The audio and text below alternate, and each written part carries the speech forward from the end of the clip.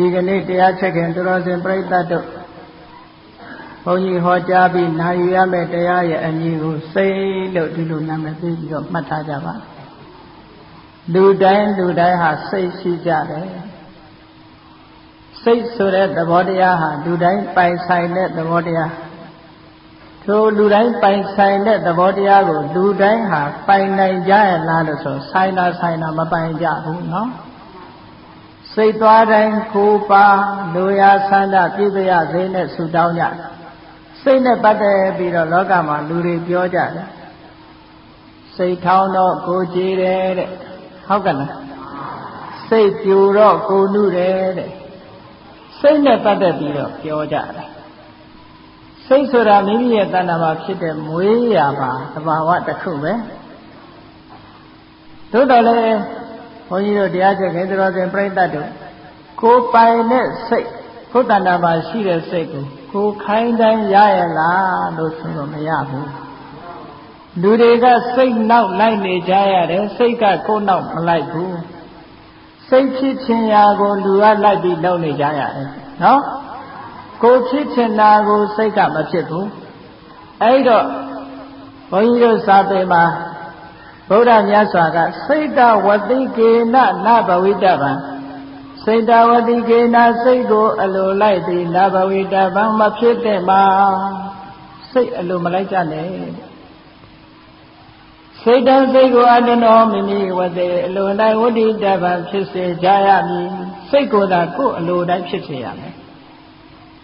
စိတ်နောက်လိုက်နေတဲ့ပုဂ္ဂိုလ်တိုင်းဟာဆင်းရဲဒုက္ခနဲ့ကြုံတွေ့ကြရတယ်နော်အဲ့တော့ဒီစိတ်ကလေးအကြောင်းကိုပိုင်နိုင်ဘုန်းကြီးတို့သိဖို့အမတန်မှလိုအပ်ပါတယ်ငရဲကြတာလည်းဒီစိတ်ကြောင့်ပဲနိဗ္ဗာန်ရောက်တာလည်းဒီစိတ်ကြောင့်ပဲစိတ်ကိုနိုင်လို့ရှိရင်ထိုစိတ်တလုံးကိုနိုင်လိုက်တာနဲ့တပြိုင်နက်ဒီပုဂ္ဂိုလ်ဟာတန်တရားဝဆင်းရဲကနေလို့ပြီးတော့တန်တိဒုက္ခထာဝရငြိမ်းချမ်းတဲ့နိဗ္ဗာန်ချမ်းသာကိုမျက်မှောက်ပြုနိုင်ကြတယ်စိတ်တလုံးကိုမနိုင်တော့ဘူးဆိုလို့ရှိရင်တန်တရားထဲမှာအပယ်ဆင်းရဲထီအောင်နှိမ်မွန်းကြရတယ်တဲ့ဒီစိတ်ကလေးပဲဟုတ်ကဲ့အဲ့တော့ဒီစိတ်ကလေးကဘုန်းကြီးတို့ဗိဓမာသဘာဝနဲ့ပြောကြရအောင်စိတ်ဆိုတာပါဠိစကားလုံးကရထားတဲ့မြန်မာစကားလုံးတစ်ခုပါဠိလိုအပြည့်အဝကြတော့စိတ်တာလို့ဒီလိုပြေဝဒီလိုမှတ်စိတ်တဆိုတဲ့စကားလုံးကိုဘုရားဘာသာကိုစတင်လေ့လာကြတဲ့ရှေးပညာရှင်မြန်မာပညာရှိဆရာတော်ကြီးများကဘာသာမပြန်တော့ပဲနဲ့စိတ်တကိုစိတ်လို့ဒီလိုခေါ်လိုက်တော့အားလုံးဟာယဉ်ညီဝင်ဆန့်ပြီးသားဖြစ်နေတယ်လူတိုင်းအရက်ထဲမှာကလေးကစပြီးတော့ငါစိတ်လာမစမ်းနဲ့တော့ငါကစိတ်ဆိုးတတ်တယ်သူကစိတ်ကောင်းရှိတယ်သူကစိတ်ကောင်းမရှိဘူးနဲ့ဆိုပြီးတော့စိတ်အကြောင်း၄စဉ်ပြောနေကြတာမဟုတ်လားအေးအဲ့ဒီ၄စဉ်ပြောနေတဲ့စိတ်အကြောင်းကိုသိသလားလို့ဆိုတော့မသိကြဘူးဂဂနန္ဒသိဖို့လိုအပ်ပါတယ်တဲ့အဲ့တော့စိတ်တဆိုတာဘာကြောင့်စိတ်လို့ခေါ်ရတယ်လဲအာရမဏစိတ်တေတိတိစိတ်တံအာရမဏအာယုကိုစိတ်တေတိကြံစီတိုင်းဣတိတသမာထိုကြောင့်စိတ်တံစိတ်ကြည်ပါပေတော့ဤအာယုကိုရအောင်ကြံယူတတ်သိတတ်သောကြောင့်စိတ်လို့ခေါ်ပါတယ်တဲ့ဒါစိတ်ရဲ့အဓိပ္ပာယ်ကိုမှတ်ထားဖို့ရနော်အာရမဏဝိသန္ဒနလက္ခဏာစိတ်တံစိတ်တံလူတို့ရဲ့တဏ္ဍာမှာဖြစ်တဲ့စိတ်ဆိုတဲ့သဘာဝတရားသည်အာရမဏဝိသန္ဒနအာယုကိုသိတတ်တဲ့လက္ခဏာသဘာဝလက္ခဏာရှိပါပေတော့ဤစိတ်ဆိုတာအာယုန်တွေကိုရယူပြီးထိုအာယုန်ကိုသိတတ်တဲ့သဘောလေးကိုစိတ်လို့ခေါ်ပါတယ်မျက်စိကအစဉ်အာယုန်ကိုမြင်တဲ့အခါမှာမြင်သိစိတ်ကလေးပေါ်တယ်ဟုတ်ကဲ့လားနေ့စဉ်နဲ့အမျှမိမိမျက်လုံးထဲမှာမြင်လာတာကိုမသိကြဘူးလားသိတယ်အဖြူမြင်အဖြူလို့သိတယ်အမဲမြင်တယ်လို့သိတယ်ဟောစိတ်ကသိမြင်တဲ့အာယုန်ကိုအမိပြုပြီးတော့စိတ်ကလေးတွေဖြစ်နာကအတန်ကိုကြားလို့ရှိရင်ကြားသိတဲ့စိတ်တွေဖြစ်တယ်နှာခေါင်းကအနံ့ကိုရရင်နံသိတဲ့စိတ်ဖြစ်တယ်လျှာကအယောဂါကိုလျက်တဲ့အခါမှာလျက်သည့်စိတ်ဖြစ်တယ်တဲ့ခန္ဓာကိုယ်ကတစတခုနဲ့ထိတွေ့တဲ့အခါမှာထိတိဆိုတဲ့စိတ်ဖြစ်တယ် မျက်စိကလည်းမြင်တာမဟုတ်နားကလည်းကြားတာမဟုတ်နှာခေါင်းကလည်းအနံ့ရတာမဟုတ်လျှာကလည်းအရာကတွေ့တာမဟုတ်ခန္ဓာကိုယ်နဲ့လည်းထိတာမဟုတ်စိတ်သက်သက်နဲ့စိတ်ကူးပြီးတော့ရောအာယုံကိုမသိနိုင်ဘူးလားသိတယ်အဲ့ဒါတစ်ခုအားလုံးပေါင်းလိုက်တဲ့အခါကျတော့မျက်စိနဲ့သိတာကအရူပယုံနားနဲ့ကြားတာကသတ္တယုံအသင်အာယုံအတန်အာယုံအနံ့အာယုံအယတာအာယုံအတွေ့အထိအာယုံဓမ္မအာယုံလို့ကြံတဲ့သဘာဝအာယုံတွေ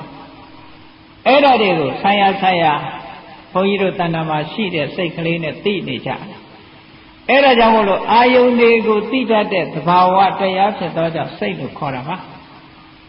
အဲ့လိုအာယုန်ကိုသိနေတဲ့စိတ်ကလေးဟာသူ့ကြည့်ဖြစ်သလားလို့ဆိုတော့သူ့ကြည့်မဖြစ်ဘူးထိုစိတ်ပေါ်မှာနှီးပြီးတော့နေတဲ့စေတသိက်တွေနဲ့တွဲပြီးတော့ဖြစ်တယ်စိတ်ရဲ့စေတသိက်ရဲ့ဒီနှစ်ခုခွဲပြီးတော့မှတ်ဖို့လိုအပ်တယ်နော်ဘုန်းကြီးအခုဟောနေတဲ့တရားဟာအဘိဓမ္မာသဘာဝတရားပါပဲသို့တော်လည်းဘုန်းကြီးတို့တရားကျင့်ခင်သူတော်စင်ပြိဿတ်တို့က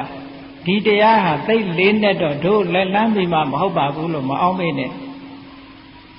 ဘုရားမြတ်စွာဟောတဲ့အဘိဓမ္မာဆိုတာလူတွေရဲ့တဏ္ဍာမှာရှိတဲ့တရားတွေကိုဟောထားတာနော်လူတွေမှာမရှိတဲ့တရားကိုလှမ်းပြီးတော့ဟောတာမဟုတ်ဘူး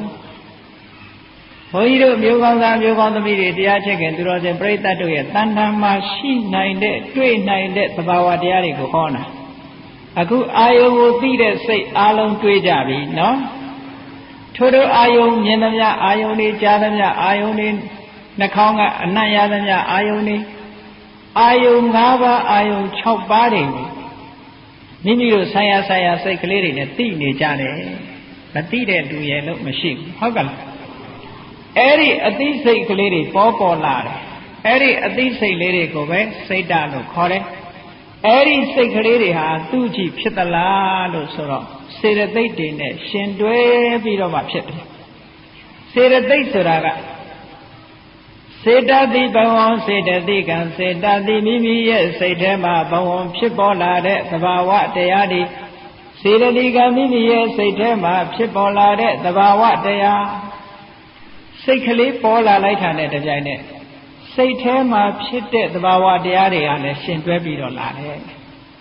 စိတ်တစ်လုံးနဲ့ကြီးမဖြစ်ဘူးသူ့ရဲ့မိယာစေတသိက်တွေနဲ့ရှင်တွဲပြီးတော့ဖြစ်လာဆိုပါစို့ဘုန်းကြီးတို့တရားချက်ခင်သူတော်စင်ပြိဿတ်တို့စဉ်းစားပြီးတော့ကြည့်မျက်စိနဲ့မြင်ရတဲ့အာယုံလေးတစ်ခုကိုမျက်စိကမြင်လိုက်တာနဲ့တပြိုင်နက်မြင်သိစိတ်ဖြစ်လာအဲ့ဒါလိုမြင်သိစိတ်ဖြစ်လာတယ်ဆိုရင်ဘာပေါ်လာသလဲဆိုရင်ထိုစိတ်နဲ့အတူရှင်တွဲပေါ်လာတာကဖတ်တာဆိုတာပေါ်လာဖတ်တာဆိုတာအာယုန်နဲ့စိတ်ကိုတွဲပေးတဲ့သဘာဝတရားသူပြင်းထန်လာလို့ရှိရင်ဖတ်တာဆိုတာတကယ်ကတော့ရုပ်တရားလို့ထင်ထင်ရှားရှားအကောင်အထည်ရှိတဲ့အရာမဟုတ်ဘူးသို့တော်သူဖြစ်လာတာနဲ့တပြိုင်နက်စိတ်နဲ့အာယုန်ထိတွေ့မှုဟာပို့ပြီးတော့ထင်ရှားလာတယ်ဖတ်တာပေါ်ပုံလေးကိုဘုန်းကြီးတို့တရားချက်ခင်သူတော်စင်ပြိဿတ်တို့သဘောပေါက်အောင်တစုံတယောက်ရဲ့ရှေ့မိမိတို့ရှေ့မှာတစုံတယောက်ကခိုးရှေ့မှာအမတန်ချင်လာတဲ့တမယာသီးလျှောက်သီးတို့ကိုစားမယ်ဆိုလို့ရှိရင်ကြည့်နေတဲ့မိမိတို့တဏ္ဍာမှာဘာတွေဖြစ်လာနိုင်နော်အဲ့ဒါဖတ်တာရဲ့ထိခိုက်မှုလို့ခေါ်တယ်ဟုတ်ကဲ့လားဖတ်တာရဲ့စွမ်းရည်တတ်တယ်မိမိရဲ့လျှာထဲမှာဒီခြင်သီးဟာရောက်လာတာမဟုတ်ဘူးမျက်စိနဲ့မြင်ရုံမြင်တာလူတယောက်ကခြင်ပေးဆိုတဲ့တမယာသီးတို့ရှောက်သီးတို့ဇီးကူသီးတို့စားနေတာနဲ့ကြည့်တဲ့လူဟာအလိုလိုတရေတများများဖြစ်လာတယ်ဒါဘု து ရဲ့စွမ်းရည်လဲဆိုဖတ်တာရဲ့စွမ်းရည်ဖတ်တာတွေပေါ်တာလို့ဒီလိုပြောတယ်နော်နောက်တနည်းအားဖြင့်ကြောက်တတ်တဲ့လူတယောက်တတ္တိရှိတဲ့လူကအိမ်ခေါင်မိုးပေါ်တက်ပြီးတော့ရပ်နေတယ်ကြောက်တတ်တဲ့လူတယောက်ကအလိုလိုကြောက်တုံးတုံဘုန်းကြီးတို့ဗမာစကားမှာနော်လှံပြားပဇင်းနာတော့ခြေကန်းကခြေပါဆိုပဇင်းလေးကလှံပြားနားနေလှံကိုအမတန်မှခြေကန်းကကြောက်တာကြောက်တော့အလိုလျောက်အဲ့ဒါချိပြီးတော့လှံပြားမှာပဇင်းလေးနားနေတာကိုချိပြီးတော့ခြေကန်းကကြီးကန်းကအလိုလျောက်ကြောက်ခြေပါတယ်ဆိုရင်ဗမာစကားပုံရှိတယ်နော်ကြောက်တတ်တဲ့လူကကြောက်เสียအာယုံမြင်လို့ရှိရင် သူ့ကိုဘာမှမထိပဲနဲ့လူဟာတုံလှုပ်ပြီးတော့သွားတတ်တယ်တဲ့ကြက်သေးသေးသွားတယ်ဒါဘု து ရဲ့ထိခိုက်မှုလဲလို့ဆိုရင်ဖတ်တာရဲ့ထိခိုက်မှုအဲ့ဒီဖတ်တာဆိုတဲ့သဘာဝတရားဘယ်မှာဖြစ်တာတော့ဆိုရင်ဘုန်းကြီးတို့မျိုးကောင်းသားမျိုးကောင်းသမီးတွေရဲ့စိတ်နဲ့ရှင်တွဲပြီးတော့လာတဲ့သဘောတရားပဲเนาะအဲ့ဒါကိုစေတသိက်လို့ခေါ်တယ်ကဲအဲ့တို့ကလို့စိတ်ဖြစ်လာတဲ့အခါမှာထိတွေ့မှုဖတ်တာကလေးဝင်လာတယ်ဝင်လာတော့ဘာဖြစ်လဲကောင်းတဲ့အာယုံလေးနဲ့ထိတွေ့တဲ့အခါဝမ်းသာတယ်မကောင်းတဲ့အာယုံကိုမကြိုက်တဲ့အာယုံနဲ့ထိတွေ့လာလို့ရှင်မကျေနပ်တဲ့စိတ်တွေဖြစ်လာတယ်ကြိုက်မကြိုက်ဆိုတဲ့ခံစားမှုနှစ်ခုမပေါ်ဘူးလားအေးအဲ့ဒါပေါ်လာတာဝေဒနာလို့ခေါ်တယ်နော်ဘုန်းကြီးတို့အရာထဲမှာတော့ဝေဒနာဆိုတာယောဂဖြစ်မှဝေဒနာလို့ထင်နေကြတယ်ဝေဒနာဆိုတာပျော်တာလဲဝေဒနာပဲဘုန်းကြီးတို့စာပေမှာလာတဲ့ဝေဒနာဆိုတာအာယုံရဲ့အရသာကိုခံစားမှုတဲ့ကောင်းရင်ကောင်းတယ်လို့ခံစားတယ်မကောင်းရင်မကောင်းတဲ့ဝေဒနာခံစားတယ်အာယုံကိုခံစားမှုကိုဝေဒနာလို့ခေါ်တယ်ယောဂကိုခေါ်တာမဟုတ်ဘူးဘိဓမ္မာဝေဒနာကနော်ဝေဒနာကိုဘုန်းကြီးတို့ကျမ်းဂန်မှာအကျဉ်းအားဖြင့်၃မျိုးခွဲတယ်ဒုက္ခဝေဒနာဒုက္ခဝေဒနာအဒုက္ခမဒုက္ခဝေဒနာလူတွေကအာယုံကိုမြင်ရလို့ခြေတတ်တယ်ဆိုလို့ရှိရင်စိတ်ထဲမှာချမ်းသာလာတာဒုက္ခဝေဒနာခန္ဓာကိုယ်နေလို့ထိုင်လို့တက်တောင့်တက်တာရှိလာတာဒုက္ခဝေဒနာမကောင်းတဲ့အာယုံမြင်လို့စိတ်ထဲကမကြေမနပ်တွေဖြစ်လာတယ်ဒုက္ခဝေဒနာခန္ဓာကိုယ်မှာလည်းပဲဆင်းရဲတာတွေ့လာတယ်ဒုက္ခဝေဒနာအဲ့ဒါလို့ဝေဒနာနှမျိုးထင်ထင်ရှားရှားပေါ်လာတဲ့အခါရှိတယ်လို့ဒုက္ခလည်းမဟုတ်ဒုက္ခလည်းမဟုတ်ဆိုတဲ့ခံစားချက်ကလေးတွေရှိသေးတယ်အဲ့ဒါကိုအဒုက္ခမဒုက္ခဝေဒနာလို့ခေါ်တယ်ဒုက္ခလည်းမဟုတ်ဘူးဒုက္ခလည်းမဟုတ်ဘူးအဲ့ဒီဝေဒနာမျိုးကတစ်မျိုးအဲ့ဒါလည်းပဲစိတ်ထဲမှာဖြစ်ပေါ်လာတဲ့ခံစားချက်တခါထပ်ပြီးတော့ခွဲတယ်ဒုက္ခဝေဒနာကိုပဲကာယိကဒုက္ခစေတသိကဒုက္ခခန္ဓာကိုယ်နဲ့ပတ်သက်ပြီးတော့ချမ်းသာမှုစိတ်နဲ့ပတ်သက်ပြီးတော့ချမ်းသာမှုလို့နှမျိုးထပ်ခွဲဒုက္ခကိုလည်းပဲကာယိကဒုက္ခစေတသိကဒုက္ခခန္ဓာကိုယ်မှာဖြစ်ပေါ်လာတဲ့ဆင်းရဲဒုက္ခစိတ်ထဲမှာဖြစ်ပေါ်လာတဲ့ဆင်းရဲဒုက္ခလို့နှမျိုးထပ်ပြီးတော့ခွဲပြီးအဒုက္ခမဒုက္ခဆိုတဲ့ဝေဒနာကြတော့ဥပိ္ပခလို့ခေါ်တယ်အဲ့ဒါလို့ခွဲလိုက်တဲ့အခါကျတော့ဝေဒနာ၅မျိုးရပြန်တယ်ဒါတွေလည်းဘုန်းကြီးတို့တရားချစ်ခင်သူတော်စင်ပြိဿတ်တို့ရဲ့ခန္ဓာမှာတွေ့နိုင်တဲ့တရားတွေကြီးပဲဟုတ်ကဲ့လားကောင်းတဲ့အာယုံလေးမြင်တဲ့အခါစိတ်ကပျော်ပြီးတော့မသွားဘူးလားအဲ့ဒါကိုသောမနတဝေဒနာလို့မြတ်စွာဘုရားပြောဟောစိတ်ကလေးနဲ့ရှင်တွဲပြီးတော့သောမနတဝေဒနာဖြစ်လာပြီဆိုရင်လူတွေဟာတပြုံပြုံနဲ့နေကြတယ်နော်ပြုံလိုက်ကြရဲလိုက်ကြမောလိုက်ကြတယ်ဟောသောမနတဝေဒနာတွေပေါ်နေတဲ့အခါပြုံးနေကြတာပဲပြုံးကြတယ်ရဲကြတယ်မောကြတယ်ဒါသောမနတဝေဒနာဖြစ်လို့ဟောတခါတည်းရကြတော့လေလူတွေဟာမပြုံးနိုင်ကြဘူးတဲ့မျက်နှာအသွင်ပြင်မဲ့ပြီးတော့ရှုပ်မဲ့ဖြစ်နေကြဒေါမနတဝေဒနာလို့ခေါ်အဲ့ဒီအခါမျိုးရောမကြုံရဘူးလားစိတ်ဆင်းရဲလိုက်တာနဲ့ဇက်ကကိုညှိလာရအောင်ဒေါမနတတွေဖြစ်ဟုတ်ကဲ့စိတ်ဆင်းရဲလိုက်တာစိတ်ဆင်းရဲတာဆိုတာတခါတရံကြတော့ကိုယ်ဆင်းရဲတာကိုအကြောင်းပြု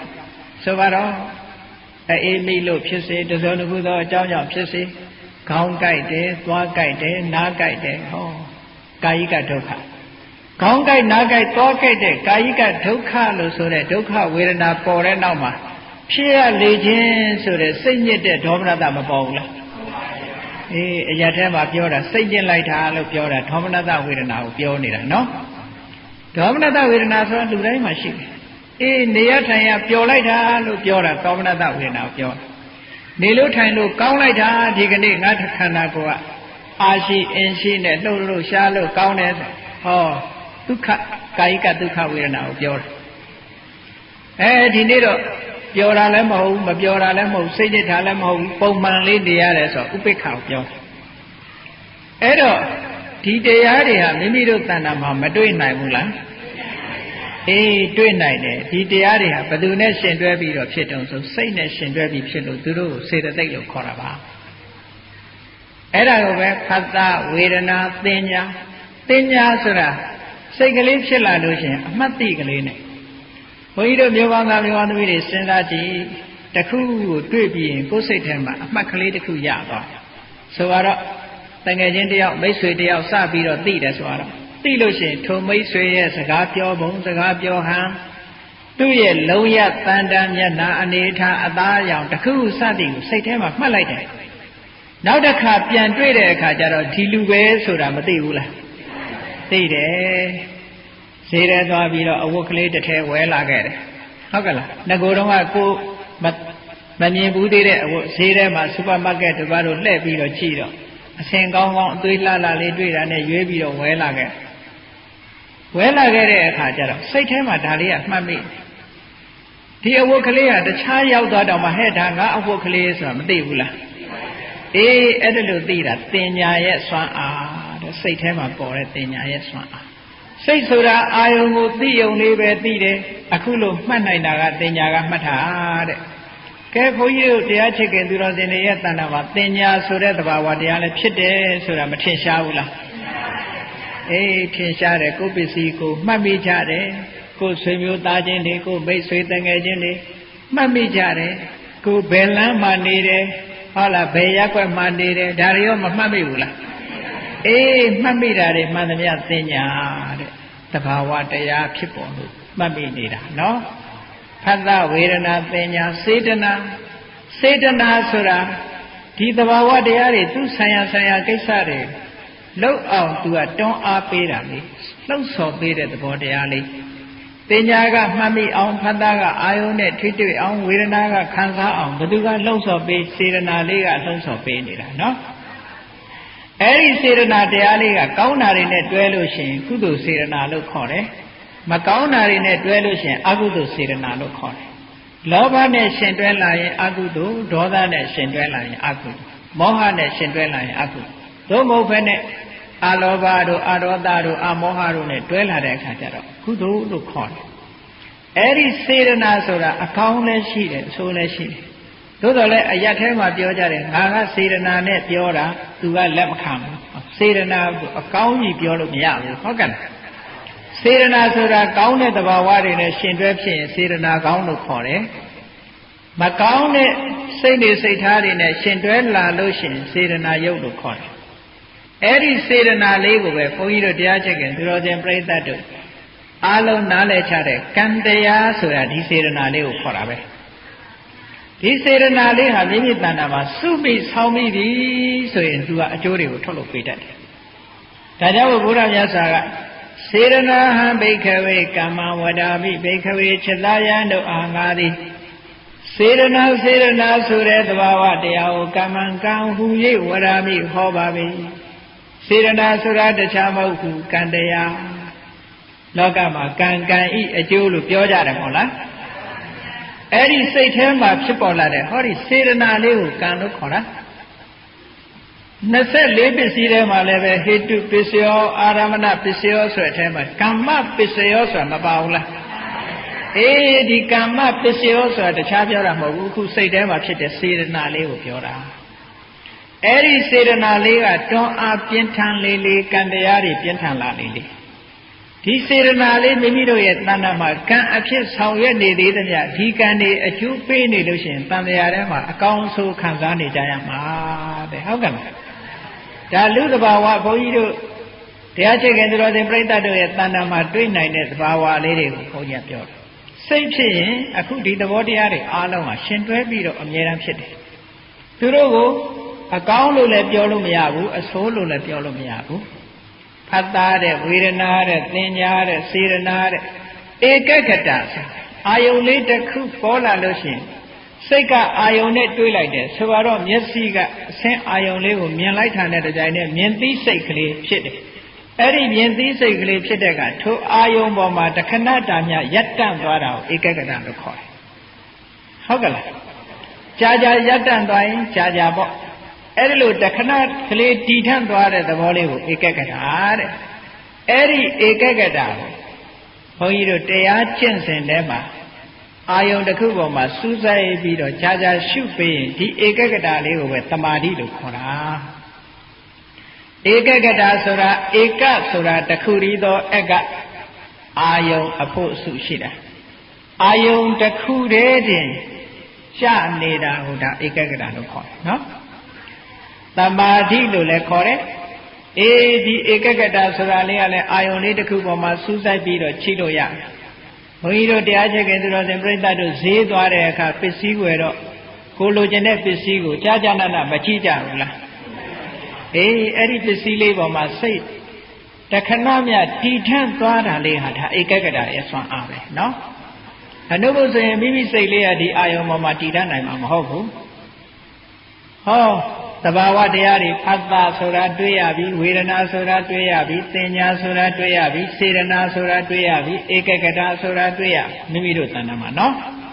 နောက်တစ်ခုကဇီဝိတ္တိတရိယလို့ခေါ်တယ်ဇီဝိတ္တိတရိယဆိုတာတော့ဆိုင်ရာသဘာဝတရားတွေရဲ့အချိန်ပိုင်းလေးကိုတည်စေတတ်တဲ့စောင့်ထိန်တတ်တဲ့သဘာဝတရားမျိုးလို့ပြောမယ်ဆိုရင်နံတရားတွေရဲ့အသက်လို့ပြောအဲ့ဒီတရားကတော့သူ့သဘာဝအတိုင်းဖြစ်တာမဟုတ်သဘာဝအတိုင်းတည်နေနိုင်အောင်သူကထိမ့်သိမ့်ပေးတယ်လို့ဒီလိုမှတ်ရမယ်ဥပမာပဲတရားချက်ခင်သူတော်စင်ပြိဿတို့ဥပမာလေးနဲ့ပြောမှပို့ပြီးတော့ရှင်းတယ်ရေကန်ထဲမှာကြာပင်လေးတွေပေါက်အဲ့ဒီကြာပင်လေးတွေရှင်သန်ပြီးတော့ကြာပန်းလေးတွေပွင့်လန်းနေအောင်ဘယ်သူကထိမ့်ပေးထားတာတော့ရေကထိမ့်ပေးထားတာရေကန်ထဲကရေတွေခြောက်သွားပြီးရေပြောက်သွားမယ်ဆိုလို့ရှိရင်ကြာကလေးရောခြောက်မသွားဘူးလားအဲ့ဒါမျိုးလို့ပဲဘုန်းကြီးတို့နန္တရားတွေထဲမှာဇီဝိတ္တိတရိလေးကထိမ့်ပေးနေတာလို့ရေကနေပြီးတော့ကြာပန်းလေးတွေလန်းနေအောင်ထိမ့်ထားဖရာအိုးထဲမှာလည်းဖရာညောင်ရည်အိုးမှာပန်းထိုးတဲ့အခါမှာရေကလေးမထည့်ရဘူးလားရေကလေးထည့်ထားလို့ရှိရင်ထိုပန်းကလေးဟာ50ရက်ဆိုတာလို့လန်းနေတာဘသူကထိမ့်ပေးထားတာတော့ထို့တူပဲနန္တရားတွေမှာလည်းဇီဝိတ္တိတရိလေးကထိမ့်ပေးထားလို့ဘုန်းကြီးတို့စိတ်ကလေးဟာရှင်သန်နေတယ်လို့ဒီလိုမှတ်ရမယ်နော်နောက်တစ်ခုကမနတိကာရတဲ့မနတိကာရဆိုတာနှလုံးသွင်းအာယုန်လေးပေါ်လာတာနဲ့တပြိုင်နက်နှလုံးသွင်းဆင်ခြင်မှုမရှိရင်ထိုအာယုန်ကိုမသိနိုင်ပါဘူးနှလုံးသွင်းဆင်ခြင်မှုဆိုတာလေးပေါ်ရတယ်အဲ့တော့အာလုံးပေါင်းလိုက်တဲ့အခါကျတော့ဖတ်တာရဲ့ဝေဒနာရဲ့သင်ညာရဲ့စေတနာရဲ့ဧကဂတရဲ့ဇီဝိတ္တိတရိယရဲ့မနတိကာရရဲ့ဆိုတော့ခုနှစ်ခုဖြစ်မသွားဘူးလားအဲ့ဒီခုနှစ်ခုသောသဘောတရားတွေဟာစေတသိက်တွေမိမိတို့တဏ္ဍာမှာဖြစ်တဲ့စိတ်နဲ့အမြဲတမ်းရှင်တွဲပြီးတော့ဖြစ်နေကြပါတယ်ဘယ်စိတ်ဖြစ်ဖြစ်ဒီတရားတွေမိမိတို့တဏ္ဍာမှာရှိနေတယ်လို့ဒီလိုမှတ်ပါနော်စိတ်ဟာတစ်ခုတည်းမဖြစ်နိုင်ဘူးထိုစေတသိက်တွေနဲ့ရှင်တွဲပြီးတော့ဖြစ်တာကဲကောင်းပြီအဲ့ထဲမှာစေတသိက်တွေအကြောင်းပြောမယ်ဆိုလို့ရှိရင်မိုးလင်းသွားလိုက်မယ်52ခုရှိတယ်လူရင်းလေးကိုပြောမယ်မကောင်းတဲ့စေတသိက်နဲ့ကောင်းတဲ့စေတသိက်ခွဲရအခုပြောခဲ့တဲ့စေတသိက်9ခုဆိုတာစိတ်ဖြစ်တိုင်းပါဝင်လို့သူတို့ကိုသဗ္ဗစိတ်တသာဒရဏလို့ဘုန်းကြီးတို့စာပေကျမ်းကမှာဆိုတယ်နော်သဗ္ဗစိတ်တသာဒရဏဆိုတာစိတ်အားလုံးနဲ့ဆက်ဆံပြီးစိတ်အားလုံးဖြစ်တိုင်းပါတဲ့သဘောတရားတွေတဲ့ဘုန်းကြီးတို့လူဆိုတာနဲ့တပြိုင်နက်မျက်စိတို့နားတို့နှာခေါင်းတို့မပါဘူးလားစိတ်လို့ဆိုလိုက်တာနဲ့ဒီသဘာဝတွေဟာပါလာပြီးသားလို့ဒီလိုမှတ်ရဘုန်းကြီးတို့ခန္ဓာကိုယ်ပဲပြန်ပြီးတော့စိုက်ကြည့်လိုက်ပေါ့စိုက်ကြည့်လိုက်ခန္ဓာကိုယ်ထဲမှာသဘာဝတရားတွေဟာသူ့အလုပ်သူလုံးကြတာတွေကိုစဉ်းစားကြည့်ဘုန်းကြီးတို့မှာမျက်စိရှိတယ်မျက်စိရဲ့အလုပ်ကဘာတုံးဆိုရင်ဟိုဟာဒီဟာကြည့်ဖို့မြင်ဖို့ပဲဒါပေမဲ့ तू ကြားလို့ရရလားနားရဲ့အလုပ်ကြတော့ဟိုအတန်ဒီအတန်ကြားဖို့ तू ကမမြင်နိုင်ဘူးခြေထောက်ရဲ့အလုပ်ကြတော့လှမ်းပြီးတော့သွားဖို့သို့တော့ခြေထောက်ကမကြည့်နိုင်ဘူးမကြားနိုင်ဘူးဟုတ်တယ်မဟုတ်လားအနံ့ရှုဖို့ကြတော့နှာခေါင်းရဲ့တာဝန်အရသာသိဖို့ကြတော့လျှာရဲ့တာဝန်ဟောသူ့ဟာလေးတွေနဲ့ तू တာဝန်ထမ်းဆောင်မလို့ဒီသဘာဝတရားတွေဟာလည်းသူ့ဟာနဲ့ तू တာဝန်ထမ်းဆောင်ကြတယ်စိတ်ကအာယုံကိုသိတယ်ဖတ်တာကအာယုံနဲ့စိတ်တွေ့အောင်ဆက်သွယ်ပေးတယ်ဝေဒနာကအာယုံရဲ့အရသာကိုခံစားတယ်သင်ညာကမှတ်တမ်းတင်တယ်မှတ်မိတယ်စေတနာကထိုကဲ့သို့ဖြစ်အောင်လှုံ့ဆော်ပေးတယ်ဧကဂတကအာယုံလေးတစ်ခုပေါ်မှာတည်သွားအောင်လုပ်တယ်ဇီဝိတကထိမ့်သိမ်းဆောက်ရှောက်ပြီးတော့ပေးတယ်မနတိကာရကနှလုံးသွင်းပေးတယ်ဆင်ញင်ပေးတယ်ဟောဒီတရားတွေဟာစုပေါင်းပြီးလုပ်ဘ ဘုန်းကြီးတို့ခန္ဓာကိုယ်မှာလည်းပဲဒီလိုစုပေါင်းပြီးတော့လမ်းလျှောက်တယ်ဆိုလို့ရှိရင်မျက်စိကကြည့်ပေးရတယ်နားကနားထောင်ရတယ်ခြေထောက်ကလမ်းလျှောက်ရတယ်အကယ်၍တစ်ခုချုပ်ရင်းနေလို့ရှိရင်အလုပ်ဟာအောင်မြင်မြင်မဖြစ်နိုင်ဘူးဟုတ်တယ်မလားအေးအဲ့ဒီသဘာဝလေးတွေကိုဆင်ញင်စဉ်းစားပြီးတော့ကြည့်ရကဲကောင်းပြီဒီသဘာဝကတော့အကောင်းလို့လည်းပြောလို့မရအဆိုးလို့လည်းပြောလို့မရဘူးအဆိုးလို့ပြောလို့ရတာလေးတွေကိုကြည့်ရဘုန်းကြီးတို့နေ့စဉ်နဲ့အမျှကြုံတွေ့နေကြရတာဘာလို့ဆိုရင်မျက်စိနဲ့မြင်ပြီးလို့နှစ်သက်စရာအာယုံလေးတွေ့လို့ရှင်လိုချင်တဲ့သဘောမပေါ်လာဘူးလားအေးအဲ့ဒါကိုလောဘလို့ခေါ်တယ်နော်လိုချင်တယ်တွေ့တာတယ်တတ်မဲ့တယ်မြင်ချင်းတော့သူကလိုချင်တယ်ရလာလို့ရှိရင်တွေ့ထားတယ်မရခင်ကျတော့လိုချင်တယ်ရထားလို့ရှိရင်တွေ့ထားတယ်မစွန့်လွတ်နိုင်ဘူးအဲ့ဒါဟာလောဘရဲ့သဘောမရခင်ဘာဖြစ်တယ်လိုချင်တယ်ရပြီးလို့ရှိရင်တွေ့တာထားတယ်ဟောဒီသဘောတရားရောဘုန်းကြီးတို့တရားချက်ခင်သူတော်စင်တွေမတွေ့ကြဘူးလားအေးအဲ့ဒီတရားကိုလောဘလို့မြတ်စွာဘုရားကဟောတာနော်အဲ့ဒီလောဘဟာလည်းစိတ်ထဲမှာရှင်တွဲပြီးတော့ဖြစ်တာပဲဒေါသမျက်စိကအာယုံတစ်ခုကိုမြင်လိုက်တယ်ကိုမကြိုက်တဲ့အာယုံကိုမြင်တယ်မြင်လိုက်တာနဲ့တပြိုင်နက်မျက်နှာလွှဲသွားတယ်မကြိုက်ဘူးမကြိုက်တဲ့သဘောတရားပေါ်မလာဘူးလားမကြိုက်ဘူးမကျေနပ်ဘူးဒီအာယုံကိုမျက်နှာလွှဲချင်တယ်ဟောဒါဒေါသလို့ခေါ်တယ်မြင်ချင်းမကြိုက်ဘူးမျက်နှာလွှဲခြင်းနဲ့မကျေနပ်ဘူးဟောဒါဒေါသလို့ခေါ်တယ်နော်ကြိုက်မကြိုက်ကြိုက်ရင်လောဘမကြိုက်ရင်ဒေါသနောက်တစ်ခါအာယုံကိုမြင်ပြီးတော့အကောင်းအဆိုးအကြောင်းအကျိုးမခွဲခြားတတ်ဘူးအာယုံပေါ်မှာတွေးဝေးနေတယ်တွေးဝေးနေတာကြတော့မောဟဟောဒီသဘောတရားတွေဘုန်းကြီးတို့တရားချက်ခင်သူတော်စင်ပြိဿတ်တို့ရဲ့စိတ်ထဲမှာဖြစ်နေတာပါလားလို့စဉ်းစားရမှာနော်နောက်သူတို့ရဲ့ဆန့်ကျင်မဲ့ကောင်းတာကိုပြောမယ်ဆိုရင်လောဘကလိုချင်တယ်တွေ့တာတယ်ထိုလိုချင်မှုတွေ့တာမှုကိုပယ်တတ်နိုင်တဲ့သဘာဝတရားတစ်ခုကိုအလောဘလို့ခေါ်တယ်အဲ့ဒီအလောဘကြတော့မလိုချင်ဘူးမတွေ့တာဘူးစွန့်လွတ်နိုင်တယ်တဲ့ဒါကကောင်းတဲ့သဘာဝတရားနော်သဘာဝတရားမပေါ်လာဘူးမလိုချင်ဘူးမတွေ့တာဘူးအလောဘအနိဋ္ဌာယုံနဲ့တွေ့ကြုံမိမိမလိုချင်တဲ့မနှစ်သက်စရာအာယုံနဲ့တွေ့ကြုံတဲ့အခါမှာဒေါသမဖြစ်ဘူးမကျေမနပ်မဖြစ်ဘူးအဒေါသအာယုံရဲ့သဘာဝကိုကြာကြာနာနာသိတယ်အမောဟပညာဟောလောဘဒေါသမောဟရဲ့ဆန့်ကျင်ဘက်ကိုအလောဘအဒေါသအမောဟလောဘဒေါသမောဟကိုကုသိုလ်လို့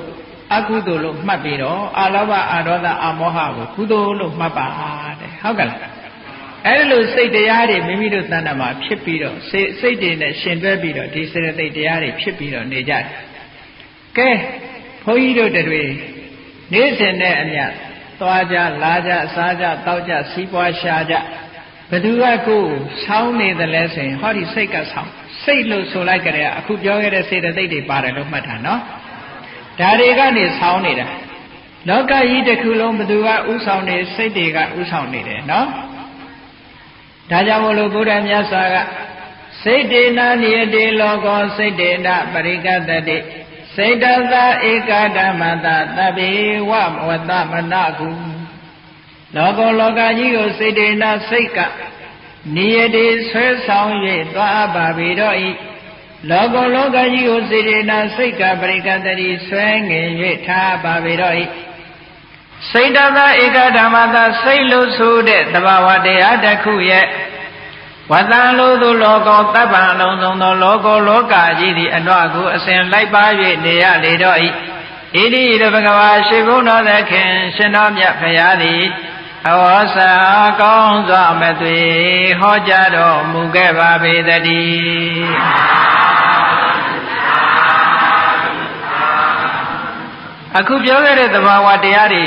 မိမိရဲ့တဏ္ဍာမှာဆွဲဆောင်နေတယ်ဆိုတဲ့သဘောကို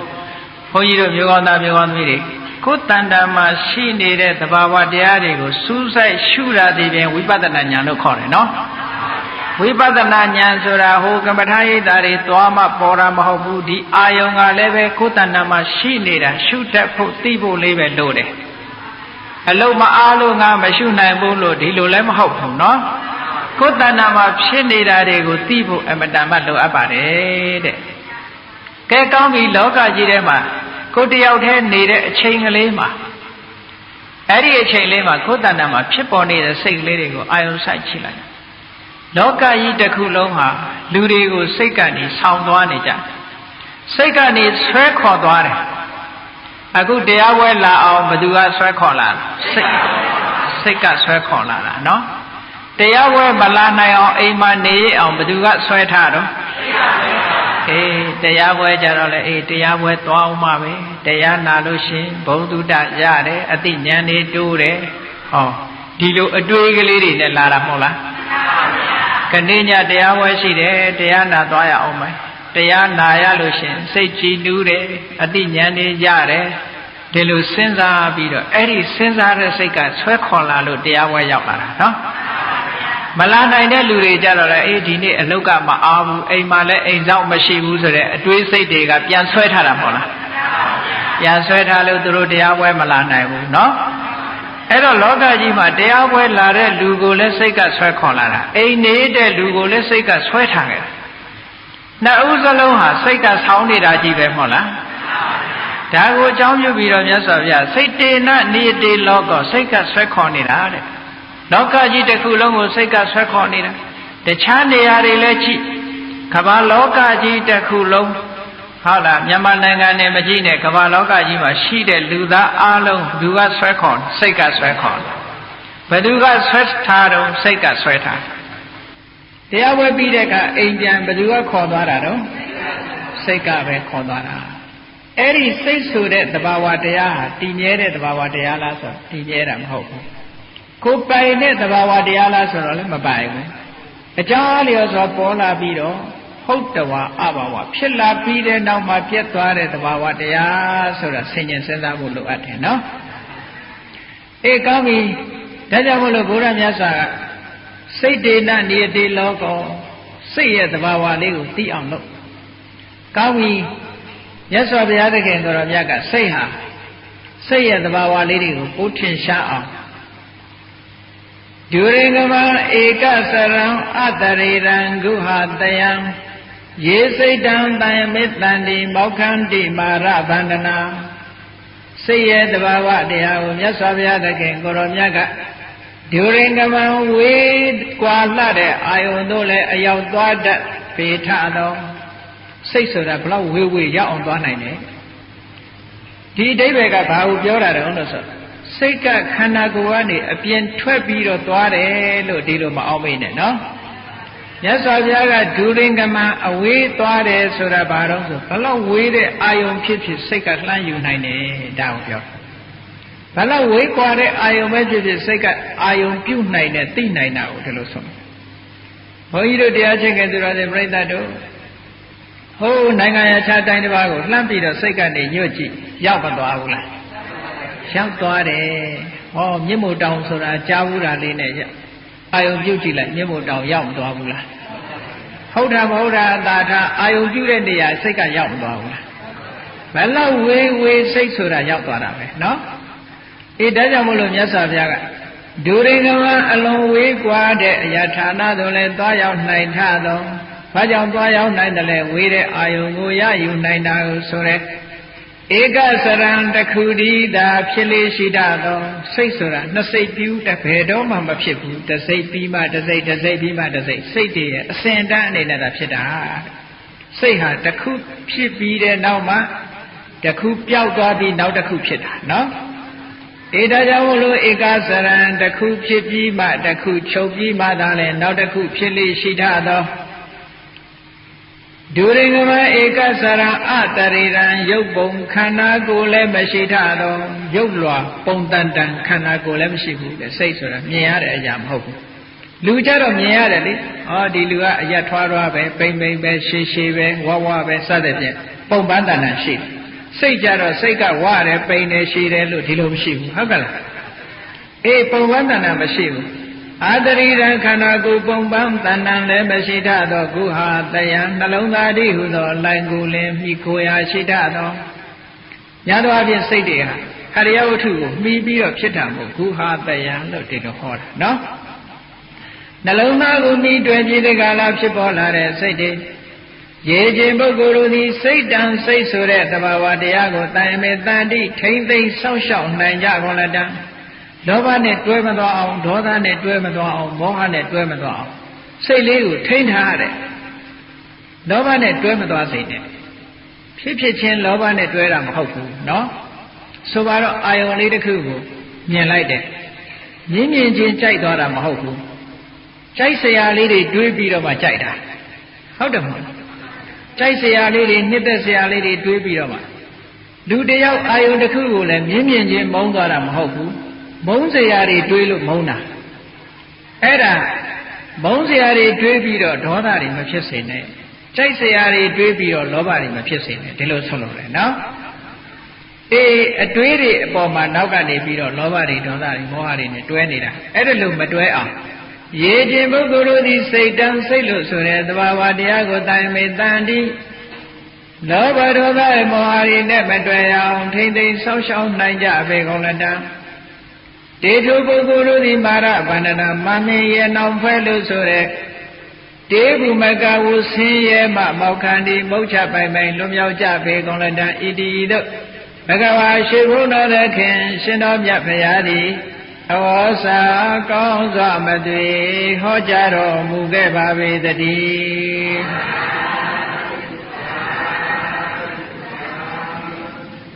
အဲ့ဒီစိတ်လေးကိုလောဘဒေါသမောဟဆိုတဲ့ကိလေသာတွေနဲ့မတွဲအောင်ထိန်းလိုက်တဲ့လောဘဒေါသမောဟဆိုတာသူ့ဘာသူဖြစ်လာတာမဟုတ်ဘူးစဉ်းစားလို့အာယုံပေါ်မှာတွေးပြီးတော့ဆင်ញင်မှဖြစ်လာတာနော်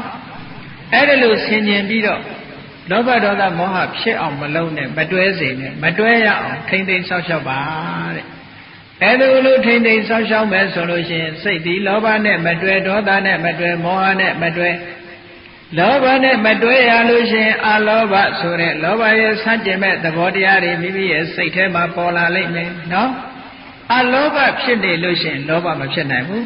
အဒေါသလို့ခေါ်တဲ့ဒေါသကင်းစင်မေတ္တာသဘာဝတရားတွေဝင်နေလို့ရှိရင်ဒေါသမဖြစ်ဘူးအမောဟလို့ဆိုတဲ့အသိဉာဏ်တွေဝင်နေလို့ရှိရင်မောဟမဖြစ်ပါကုသိုလ်တရားအလုံးရဲ့အမြစ်ဟာအလောဘအဒေါသအမောဟသာဖြစ်တယ်အလောဘအလောဒအမောဟတို့သည်လောဘဒေါသမောဟဆိုတဲ့အကုသိုလ်ရဲ့အမြစ်၃မျိုးကိုဖယ်ရှားနိုင်တယ်စိတ်ကိုထိမ့်သိမ်းဆောက်ရှောက်အောင်တဲ့အဲ့ဒါလိုထိမ့်သိမ်းဆောက်ရှောက်လို့ရှိရင်မြတ်စွာဘုရားသခင်ကိုရောမြတ်ကမောက္ခန္တိမာရဗန္ဒနာမာရဗန္ဒနာကိလေသာရဲ့ထောင်ကြီးတဲ့ဘုန်းကြီးတို့တွေနေကြရတာဟာတဘာဝနဲ့သေချာကြည့်ပဲဆိုလို့ရှိရင်တန်တရာဓိဟုသောထောင်ကြီးထဲမှာနေကြရတာဟုတ်ကဲ့သေချာစဉ်းစားကြည့်လွတ်ရမရှိဘူးနော်ဘာဖြစ်လို့လွတ်ရမရှိလဲလို့ဆိုလို့ရှိရင်ဒီထောင်ထဲမှာဘလို့ကျင်လဲနေချရလဲဩမိဘစီရနေပြီးတော့မွေးဖွားလာငယ်ငယ်ရနေမွေးပြီးတော့တဖြည်းဖြည်းအိုးလာပြီးတော့နာပြီးတော့တည်သွားပြန်တည်သွားပြီးဘာလို့ပြန်တော့တစ်ခါပြန်ပြီးတော့တန်တရားထဲမှာပြန်ဖြစ်ပြန်ဖြစ်ရဘဝမှာတစ်ခါအိုးပြန်နဲ့နာပြန်နဲ့တည်ပြန်နဲ့ဟောဒီလိုနဲ့ပဲလှဲ့နေမှာထွက်ပေါက်ကိုမရှိဘူးလွတ်ရမရှိဘူးအဲ့ဒါဘယ်သူကချုပ်နှောင်ထားတာတော့ဆိုရင်မာရလို့ဆိုတဲ့ကိလေသာချုပ်နှောင်ထားတာနော်အဲ့ဒီကိလေသာတွေရဲ့အချုပ်နှောင်တဲ့ကမလွတ်ဘူးတဲ့လွတ်ချင်လို့ရှိရင်ကိုယ်စိတ်ကလေးကိုထိန်းစိတ်ကိုမထိန်းနိုင်သေးတဲ့မြတ်ဘယ်တော့မှမလွတ်ဘူးဒါတွေလားလို့ဆိုလို့ရှိရင်ဘုန်းကြီးတို့မျိုးကောင်းသားမျိုးကောင်းသမီးတွေကိုယ်စိတ်ကလေးကိုလောဘဒေါသနဲ့မောဟနဲ့မတွဲရအောင်မထိန်းနိုင်ဘူးဆိုရင်ဒုက္ခတွေနောက်ကလိုက်အောင်လောဘဒေါသမောဟတွေနဲ့မတွဲရအောင်ထိန်းသိမ်းလို့အလောဘအရောဓအမောဟဆိုတဲ့ကုသိုလ်သဘာဝတရားတွေနဲ့တွဲလို့ရှိရင်တော့ချမ်းသာဒုက္ခတွေရနိုင်တယ်ဒါကြောင့်မို့လို့စိတ်ရဲ့သဘာဝနဲ့ပတ်သက်ပြီးတဲ့ကာလမြတ်စွာဘုရားသခင်ကိုရောမြတ်ကမနောပုဝိကဘာဓမ္မမနောတိထမနောမယမနသာစေပတုထေနပါတတိဝါကရောတိဝါတတောနံဒုက္ခမနွေတိစကံဝဝဟတောပရံစိတ်ရဲ့တဘာဝလေးကိုကြည့်အရာရာကိုစိတ်ကဥဆောင်တယ် ဓမ္မမိမိနဲ့စိတ်နဲ့ရှင်တွဲပြီးတော့ဖြစ်ပေါ်လာတဲ့ခံစားမှုစတဲ့စေတသိက်သဘာဝတရားတွေဟာမနောဘဝေကမစိတ်လင်းရှိသွားကောင်းဆောင်ရှိကြပါပေကုန်၏အရာရာမှာစိတ်ကဆောင်နေတယ်ခံစားချက်တွေရဲ့ရှေ့ကစိတ်ရှိတယ်နော်စိတ်ကိုမှီတွယ်ပြီးတော့မှခံစားချက်စတဲ့စေတနာတွေဖြစ်ရတယ်မနောဘဝေကမစိတ်လင်းရှိသွားရှိကြပါပေကုန်၏မနောသေထာစိတ်ဒီဟုသောအကြည်ကဲရှိကြပါပေကုန်မနောမယစိတ်ဖြင့်ပြည်ကြပါပေကုန်ဝါစိတ်ကဖန်တီးထားတဲ့အရာတွေသာဖြစ်ပါပေတော့၏တဘာဝတရားကိုဆင်ញင်စဉ်းစားကြည့်ခံစားချက်စတဲ့တဘာဝတွေလောဘဒေါသမောဟစတဲ့တဘာဝတွေဘယ်သူကရှေ့ဆောင်သွားတော့ဆိုရင်စိတ်ကနေရှေ့ဆောင်သွားတာစိတ်ကနေရှေ့ဆောင်သွားပြီးတော့စိတ်ကြောင့်မို့သူတို့ဖြစ်နေကြရတာအေးအဲ့ဒါလို့ဆိုလို့ရှိရင်ကိုယ့်ရဲ့တဏ္ဍာမှာရှိတဲ့စိတ်ကလေးကိုမကောင်းတာတွေနဲ့မတွဲအောင်ထိန်းလို့မရပေဘူးလားအကယ်၍များမထိန်းဘူးစိတ်ကလေးဟာမကောင်းတဲ့အခြေအနေတွေနဲ့မကောင်းတဲ့စေတသိက်တွေနဲ့ရှင်တွဲသွားလို့ရှိရင်အဲ့ဒီစိတ်ကလေးကိုဗဒုဋ္ဌစိတ်တဲ့ပျက်စီးသွားတဲ့စိတ်လို့ခေါ်တယ်နော်လောဘတွေနဲ့ရှင်တွဲ၍နေမယ်ဒေါသတွေနဲ့ရှင်တွဲ၍နေမယ်မောဟတွေနဲ့ရှင်တွဲ၍နေမယ်အဲ့ဒီစိတ်လေးဟာဗဒုဋ္ဌစိတ်ဒါကြောင့်ဘုလိုမြတ်စွာဘုရားသခင်ကိုရောမြတ်ကဗဒုဋ္ဌေနလောဘဒေါသမောဟတို့ကြောင့်ပျက်စီး၍သာတော်မနတာစိတ်ဖြင့်စေဝတတိဝါအကယ်၍မူလီပြောဆိုလိုက်မယ်ဆိုရင်စေကရောတိဝါအကုန်ရင်တစုံတစ်ခုကိုပြုလိုက်လို့မယ်ဆိုလို့ရှိရင်ဟော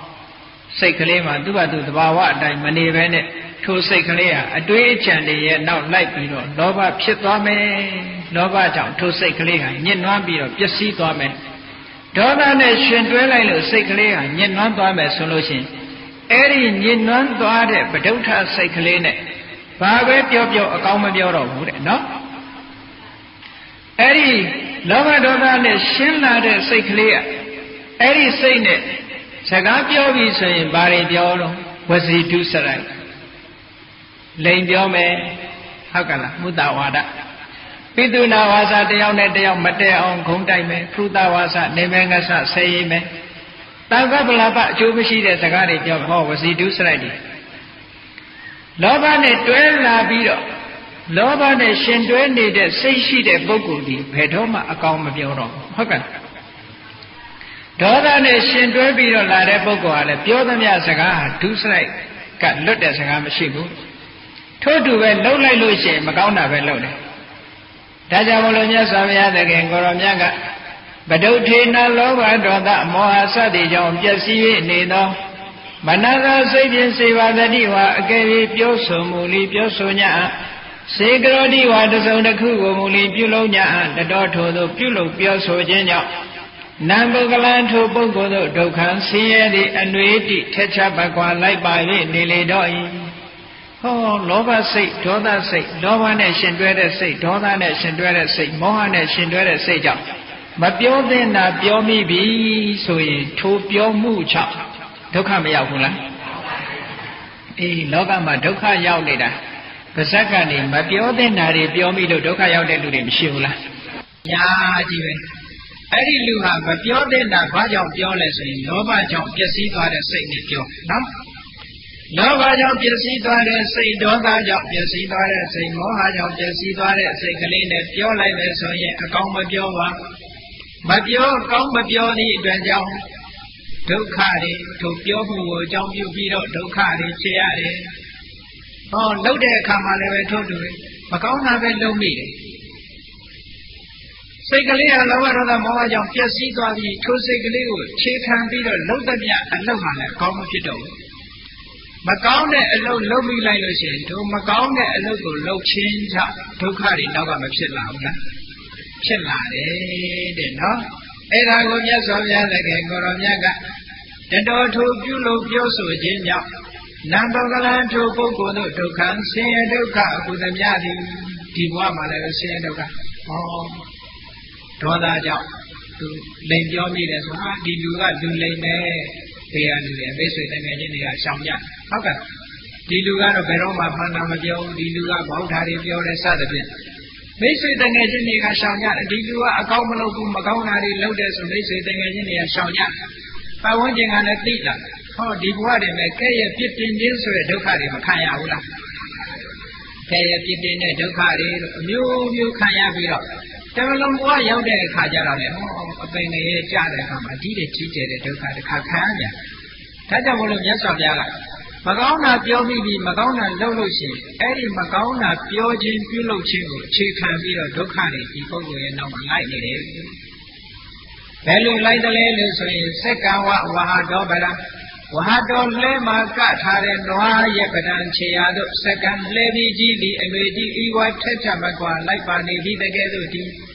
လဲမြင်မှုကြတယ်မဟုတ်လားနွားဟာလဲမှာကထားလို့ရှိရင်နောက်ကဘိန်းကြီးကတခါပဲလိုက်နေတော့တာပဲနော်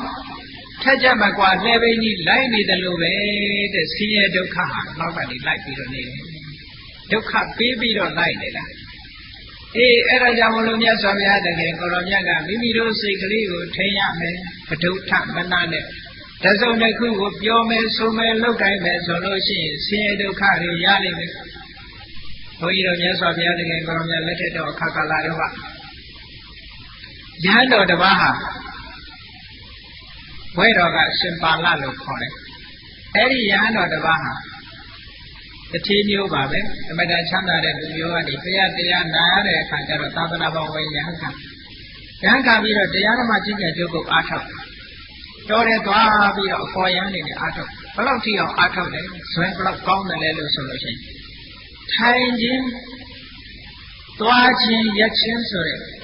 ရိယာပုတ်၃ပါးနဲ့လျှောင်းခြင်းဆိုတဲ့ဣရိယာပုတ်ပယ်လိုက်သူတသက်တာတရားအထုတ်နေတဲ့အချိန်တွင်မှာဘယ်တော့မှကြောခင်းပြီးတော့မအိပ်ဘူးထိုင်ပြီးတော့တရားအထုတ်မယ်ဉာဏ်လျှောက်ပြီးတော့တရားအထုတ်ဇွဲကောင်းကောင်းနဲ့တရားအထုတ်လိုက်တာဘာဖြစ်လာလဲလို့ဆိုလို့ရှိရင်2 လလောက်တရားအထုတ်လိုက်တဲ့အချိန်မှာမျက်စိယောဂရဘုန်းကြီးတို့ပြောကောင်းတာပြောကောင်းသမီးတွေစဉ်းစားလိုက်ပဲတရားအထုတ်လို့မျက်စိယောဂရတယ်လို့ထင်ကောင်းထင်တယ်မဟုတ်ဘူးနော်တရားအထုတ်လိုက်တဲ့အခါမှာသူမျက်စိယောဂရလာအကြောင်းတရားကဘာလဲလို့ဆိုမအိပ်မနေပဲနဲ့တရားအထုတ်လာသည့်အတွက်ကြောင့်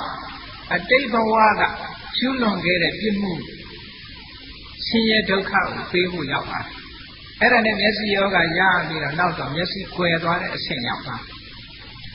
အဲ့ဒီယဟန်တော်ဟာမျက်စိလည်းကွယ်သွားရောကိလေသာအတော်တွေကုန်ပြီးတော့ယဟန်တာဖြစ်သွားတယ်မျက်စိနှစ်ကွယ်အလင်းမရတဲ့အချိန်မှာယဟန်တာကြီးဖြစ်သွားတယ်မျက်စိကွယ်သွားတာရဲ့ယဟန္တာဖြစ်တာရဲ့တပြိုင်နက်ဖြစ်သွားတယ်နော်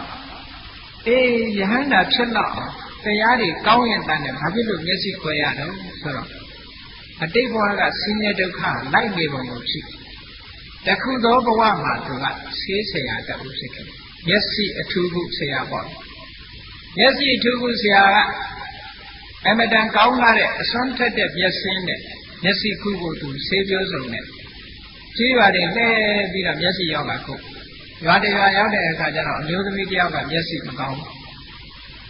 မျက်စိမကောင်းတော့အဲ့ဒီအိမ်ရောက်တဲ့အခါကျတော့အဲ့ဒီယောဂအကြောင်းဆွေးနွေးပြီးတော့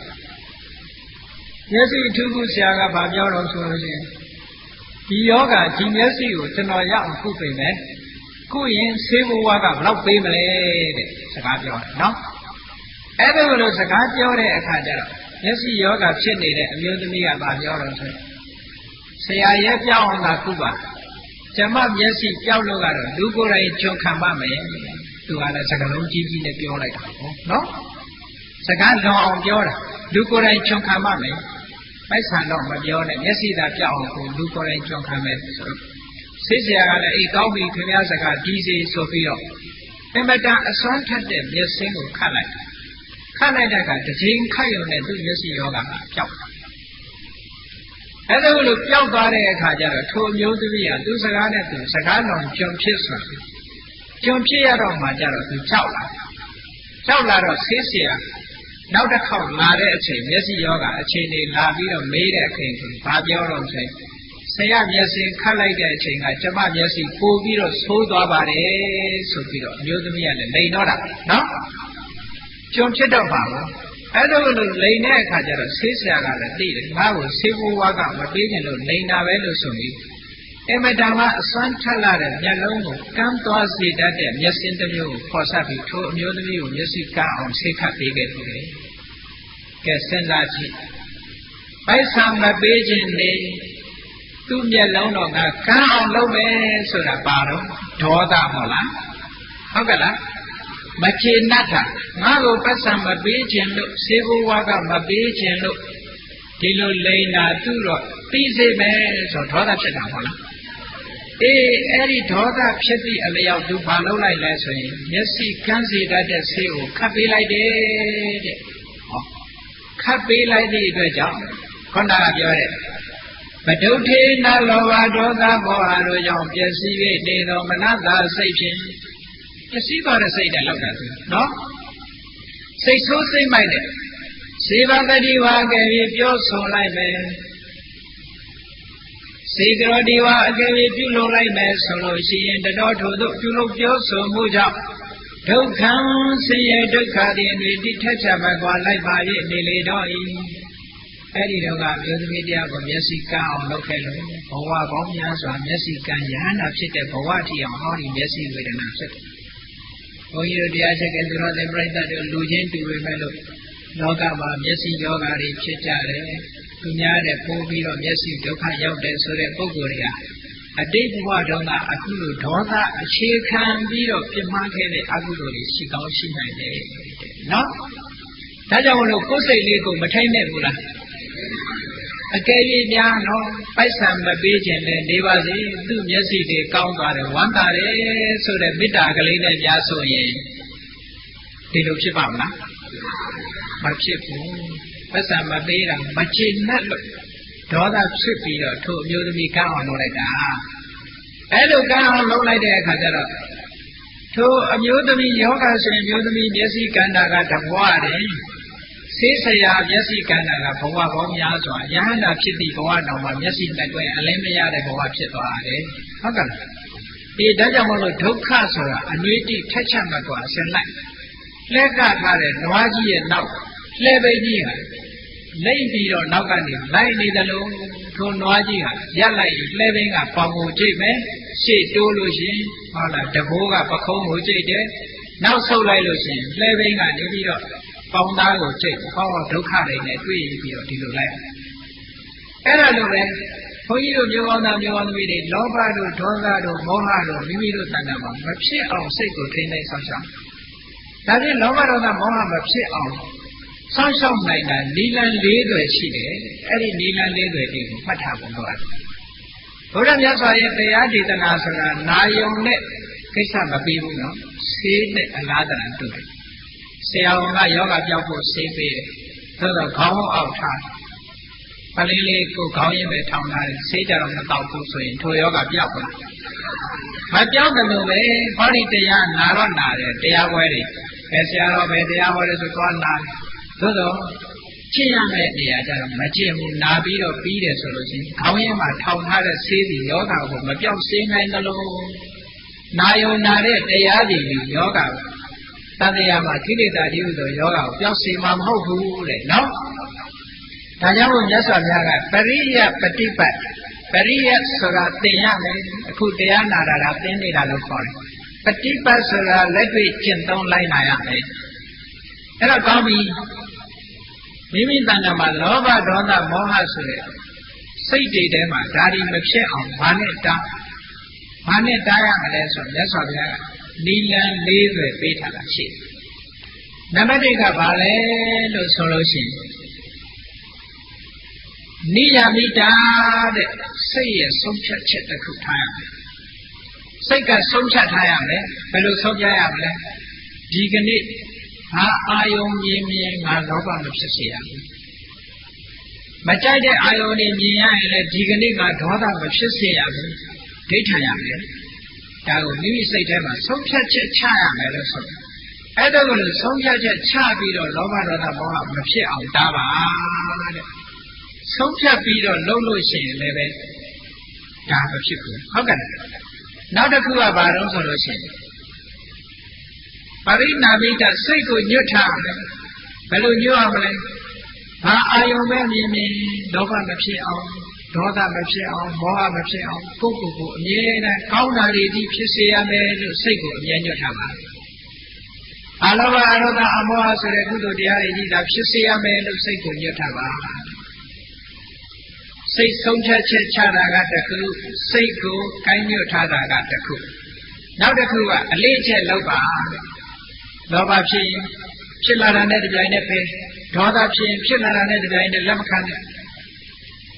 လောဘဒေါသမောဟတွေမိမိတဏ္ဍာမှာအလေးအကျင့်ကြီးဖြည့်ပြီးတော့ခဏခဏအဖြစ်မခံရဘူးဖြစ်လာတာနဲ့တပြိုင်နက်ကြိုးစားပြီးတော့ပယ်ရအဲ့ဒါကိုလို့ကြိုးစားပယ်ရှားပြီးတော့ကိုယ်တဏ္ဍာမှာကုသိုလ်စိတ်တွေဖြစ်နေအောင်နှလုံးသွင်းပါတဲ့အမြဲတမ်းလူမြင်လိုက်တာနဲ့တပြိုင်နက်ချမ်းသာပါစေချမ်းသာပါစေအလေးကျင့်တစ်ခုလောက်အောင်ဒေါသမဝင်နိုင်တော့ဘူးအဲ့ကြတော့နော်အာယုန်တစ်ခုမြင်လိုက်တာနဲ့တပြိုင်နက်ဘယ်အာယုန်များမမြဲပါလားတနေ့ကြလို့ရှိရင်ပျက်စီးယိုယွင်းပါလားဆိုရင်ဒီအသိလေးနဲ့တာအဲ့ဒါကိုလို့တားသွားမယ်ဆိုလို့ရှိရင်လောဘလည်းမဖြစ်ဘူးဒေါသလည်းမဖြစ်ဘူးမောဟလည်းမဖြစ်ဘူးအဲ့တော့နံပါတ်1ကကိုယ်စိတ်ကိုဆုံးဖြတ်ပါတဲ့ဆုံးဖြတ်ချက်နဲ့တားပါနံပါတ်2ကစိတ်ကိုကောင်းတဲ့အာယုန်ဘက်ကိုသာညွတ်ပြီးတော့တားပါတဲ့မြေရမယာအာယုန်ပြုမယ်တရားအာယုန်ပြုမယ်သံဃာအာယုန်ပြုမယ်ကောင်းတဲ့အာယုန်တွေနဲ့တားပါနံပါတ်3ကအလေးအကျင့်တစ်ခုလုပ်ထားပါတဲ့လောဘဒေါသမောဟအကုသိုလ်တွေမဖြစ်အောင်အလေးအကျင့်လုပ်တာနံပါတ်4ကျတော့အမြဲတမ်းနှလုံးသွင်းနေပါလို့ဆိုကောင်းတဲ့စိတ်တွေမိမိတဏ္ဍာမှာဖြစ်နေတာကိုထိုစိတ်တွေနဲ့ပဲအမြဲတမ်းကောင်းအောင်နှလုံးသွင်းနေပါအဲ့ဒီ4ချက်ရှိလို့ရှိရင်တော့မိမိတို့ရဲ့တဏ္ဍာမှာကုသိုလ်စိတ်ပဲဖြစ်မယ်အကုသိုလ်စိတ်မဖြစ်နိုင်ဘူးတဲ့နော်ကဲကောင်းပြီပဋုဋ္ဌစိတ်တွေဖြစ်လို့ဆင်းရဲဒုက္ခရောက်တယ်တပည့်တော်တို့ပဋုဋ္ဌစိတ်မဖြစ်ဘဲနဲ့အာလောဘအာဒေါသအမောဟတတ္တာစတဲ့ကောင်းတဲ့စိတ်တွေနဲ့ကြည်လင်တဲ့စိတ်ဖြစ်လို့ရှိရင်ရောဘာဖြစ်တယ်လဲမြတ်စွာဘုရားကမနောပဝေကဝဓမ္မမနောတိထမနောမယမနတာစေပသန္တိနဘာတတိဝါကရောတိဝါတတောနံဒုက္ခမနွေတိဆာယဝါအနပါယိတိဓမ္မခံစားမှုစားတဲ့စိတ်ထဲမှာဖြစ်ပေါ်လာတဲ့သဘာဝတရားတွေဟာမနောပဝေကဝစိတ်ကသာလျှင်ရှေ့သွားဥဆောင်၍နေပါပေတော့၏မနောတိရစိတ်လျင်အကြည်မှုဖြစ်၍တည်ကြပါပေကုန်တော့၏မနောမယစိတ်တိဟုသောတရားကပြုခံ၍နေကြပါပေကုန်တော့၏အရာရာမှာစိတ်ကရှည်သွားပြီးစိတ်ကဥဆောင်ပြီးတော့နေတယ်ပတ္တနေနာ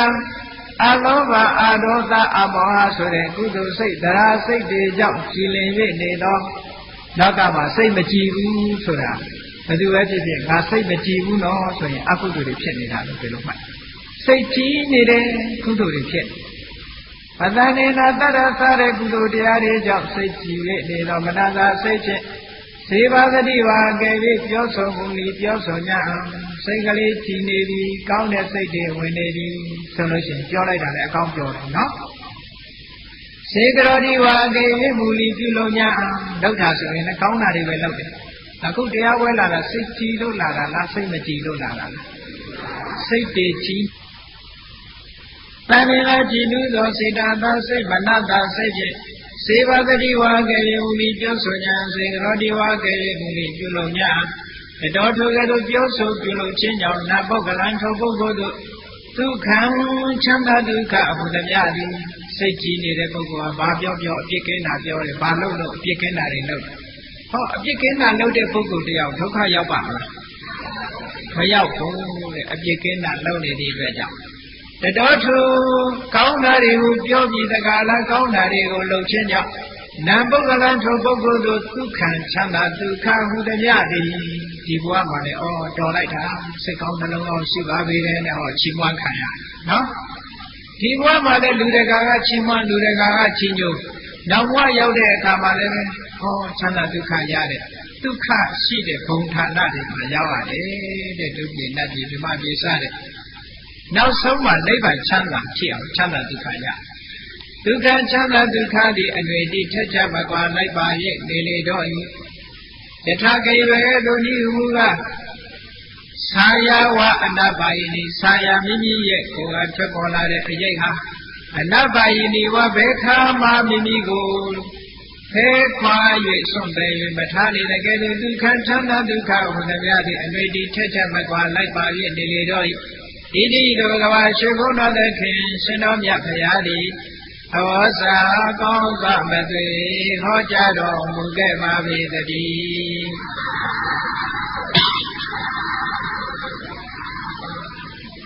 ည်းဒါကြောင့်မို့လို့အရာရာကစိတ်ကဥဆောင်ကြည်လင်တဲ့စိတ်ကလေးနဲ့ဘာလို့လို့ကောင်းတာတွေဖြစ်တယ်ဘုရားမြတ်စွာလက်ထက်တော်ခါကာလတုန်းကမျိုးကောင်းသားလေးတယောက်သူကအမတန်ချမ်းသာတဲ့တထေးသားပဲသို့တော်သူ့ဖေကကတ်စင်းနေသိပြီးတော့နှမျောတဲ့လူကြီးဘယ်သူမှမပေးဘူးဒါကြောင့်မို့သူ့ကိုဘယ်သူမှမပေးတဲ့အတွက်ကြောင့်အတ္တိဏပုပ္ပကလို့နာမည်တက်ထားကြတယ်ဘယ်သူကိုမှဘာမှပေးလို့မရှိတဲ့ပုဂ္ဂိုလ်နော်နှမျောလိုက်တာတော့ဘယ်လောက်ထိနှမျောတော့တနေ့ကျတော့သူ့သားလေးကလည်းတယောက်တည်းရှိတယ်အဲ့ဒီသားကလေးကိုတော့တသားဆင်ပေးခြင်းပါရဲ့ဆင်ပေးပြီမဲ့လို့ပဒိဆရာကိုအပ်ပြီးတော့လှပ်ပါတဲ့လက်ဝတ်တန်းစာလေးလုပ်ရင်ပတ်စံကုန်ပါဆုံးလို့သူ့ဘာသူတတ်တဲ့ပညာလေးနဲ့လုပ်ပြီးနှတောင်းကိုလည်းဆင်းလုံးကျော်ရွှေလုံးကြီးလုပ်ပြီးနှတောင်းပန်ပေးထားတယ်ဒါကြောင့်မို့လို့အဲ့ဒီကလေးလေးကိုဆင်းလုံးကျော်နှတောင်းကြီးဟုတ်လားသူများလို့လှလှပပပုံတန်တာမဟုတ်ဘူးရွှေချောင်းကိုလိပ်ပြီးတော့ထားတယ်ဆင်းလုံးရောနှတောင်းပန်ထားလို့မထကုံတလီလို့ဒီလိုခေါ်တယ်အဲ့ဒီဒါတော့နှမျောတဲ့တစ်သေးဟာဒီနေ့ကျတော့တဝိရိသောသားလေး16နှစ်အရွယ်ရောက်တဲ့အခါယောဂဖြစ်အခုခေတ်ဆိုလို့ရှိရင်ဘာယောဂလဲဆိုသူက jaundice လို့ခေါ်တဲ့ပါတယ်ဒီအတဝါအသေးရောင်ယောဂမျိုးဖြစ်တယ်နော်အတဝါယောဂဖြစ်တယ်အတဝါအသေးရောင်ယောဂဖြစ်တာဆရာဝန်တွေဆေးသမားတွေခေါ်ပြီးတော့ဆေးပွင့်ပိုက်ဆံကုန်မှာနှမျောဒီအတွက်ကြောင့်ဒီယောဂဘာနဲ့ပျောက်တော့ဆေးဆရာတွေကောင်းပြီးတော့ဆေးဆရာတွေကလည်းတောင်းရောင်ပြောကြတာပေါ့ဆေးပြီးတို့တွေပေးတော့အဲ့ဒါတွေနဲ့တက်ယောဂကတဖြည်းဖြည်းပြင်းထန်လာခုလို့မရတဲ့အခြေအနေရောက်အဲ့ကြတော့မှဆေးဆရာပဲပြီးတော့ဆေးဆရာတွေကဘယ်သူမှလက်မခံတော့ဘယ်သူကမှတောင်းယူမခုတော့နောက်ဆုံးမှဒီကလေးလေးဟာရေတိမ်နစ်ပြီးတော့တေးရမယ့်အခြေအနေမျိုးရောက်သွားတယ်နော်အဲ့လိုတေးရမယ့်အခြေအနေရောက်တော့လေဒီလူကြီးကဘလောက်နှမျောတယ်လဲလို့ဆိုလို့ရှိရင်သူကတထေးဆိုတော့လူတွေကတော့တထေးအိမ်ဆိုတော့လာခြင်းညမှာပေါ့လေဒီကလေးလေးနေမကောင်းတာလာမေးတဲ့အခါကျတော့သူ့ပစ္စည်းတွေလူမြင်မှာဆိုလို့ပဲဒီကလေးအိတ်အပြင်ထောက်တာအဲ့ဒီအချိန်မှာမြတ်စွာဘုရားသခင်ကိုရောမြတ်ကဒီကလေးရဲ့အခြေအနေကိုမဟာကရုဏာဘုရားကထားတဲ့အခါမြင်တော့မြတ်စွာဘုရားကနန္ဒမောတအလင်းရောက်လို့သံဃာတော်တွေခြံရံပြီးတော့ထိုအိမ်ရှိရာလမ်းမဘက်ကိုဆောင်းကန်ကြတော့ဒီကလေးလေးဟာယောဂဝေဒနာတွေကနှိမ့်ဆက်ထားတော့မိန်မောပြီးတော့အိမ်ဘက်လှည့်ပြီးစောင်းရက်လေးအိတ်မြတ်စွာဘုရားကဘုရားဘက်ကိုမကြည့်တော့ရောင်ကြည့်တော့လွတ်လိုက်တော့အလင်းရောင်ဝိုးကနေဝင်းကနေသူ့မျက်စိထဲမှာမြင်လိုက်တော့လှည့်ပြီးတော့ကြည့်တဲ့အခါဘုရားနဲ့သံဃာတွေကိုသူဖူးတွေ့လိုက်ရတယ်ဖူးတွေ့လိုက်ရတာနဲ့လက်အုပ်ကလေးပဲခြိနိုင်တယ်သူဘာမှမလုပ်နိုင်တော့ဘူးနော်ကြည်နူးတဲ့စိတ်ကလေးနဲ့အော်ဘုရားမိုးကြီးတဲ့သံဃာတော်တွေကြွလာတယ်လှူခြင်းလိုက်တာဒါပေမဲ့ငါမထနိုင်တော့ဘူးဆိုပြီးတော့လက်အုပ်ကလေးနှစ်ဖက်ရှက်လိုက်ရင်းကနေမျက်လုံးလေးပိတ်ပြီးတော့သုတိစိတ်ကြပါတယ်အဲ့ဒီကလေးအဲ့လိုသေသွားတဲ့အခါဘာသွားဖြစ်တော့ဆိုတာဝရိန္ဒနတ်ပြည်မှာနတ်သားသွားဖြစ်တယ်ဟောကြည်ညိုစိတ်ကလေးဘယ်တော့တန်မိုးရှိတယ်မိနစ်ပိုင်းစက္ကန့်ပိုင်းကလေးမှာဖြစ်တဲ့ကြည်ညိုစိတ်နော်အဲ့ဒါကိုပြောတာပတ္တနာစိတ်ကကြည်ညိုတဲ့စိတ်ပတ္တနေနာတတ္တာတို့အာလောဘတို့အမောဟတို့အာဒေါသအလောဘအမောဟဆိုတဲ့ကုသိုလ်တရားတွေနဲ့ကြည်လင်ပြည့်နေတော်မနတာစိတ်ဖြင့်စေဘာတတိဝါအကယ်၍ပြောဆိုမူလီပြောဆိုညစေတော်ဒီဝါအကယ်၍မူလီပြုလို့ညစိတ်ကလေးကကြည်နူးနေတဲ့အခါမြတ်စွာဘုရားကိုလက်အုပ်ချီလိုက်တယ်အကယ်၍များစိတ်မကြည်နူးဘူးဆိုလက်အုပ်ချီပါဘူးမချီဘူးဆဲတောင်ဆဲခြင်းဆဲလိုက်တယ်ဟုတ်ကဲ့လားမကြည်နူးတဲ့ပုဂ္ဂိုလ်ဆိုလို့ရှိရင်ဘုရားတော်ဂဲနဲ့ပေါက်တာတွေရှိတယ်ပေါ့လားစိတ်ကလေးကြည်နူးနေသည့်အတွက်ကြောင့်လက်အုပ်ကလေးရှက်လိုက်တဲ့အချိန်လေးမှာမျက်လုံးလေးနှလုံးပိတ်ပြီးတော့သုတိစိတ်ချပါဟောတတော်ထိုကဲ့သို့လက်အုပ်ကလေးခြီလိုက်ရတဲ့ကုသိုလ်ရဲ့ဆွမ်းအားကြောင့် နံပုဂ္ဂလံထုမထကုဏလီဆိုတဲ့အမျိုးကောင်းသားရဲ့နောက်ဘုဒုက္ခနတ်စည်းစိမ်ဆိုတဲ့ချမ်းသာဒုက္ခတွေအနွေတိလိုက်ပါ၍သွားလေတော့၏စိတ်ကလေးကလောက်တန်မိုးရှိတယ်နော်အဲ့ဒါကြောင့်မလို့ဘုန်းကြီးတို့မျိုးကောင်းသားမျိုးကောင်းသမီးတွေပဋုဋ္ဌစိတ်ဆိုတဲ့စိတ်မိမိတို့တဏ္ဍာမှာမဖြစ်အောင်တာပတ္တနာစိတ်ဆိုတဲ့ကုသိုလ်စိတ်တွေမိမိတို့တဏ္ဍာမှာဖြစ်နေအောင်ထိမ့်သိမ့်ပါတဲ့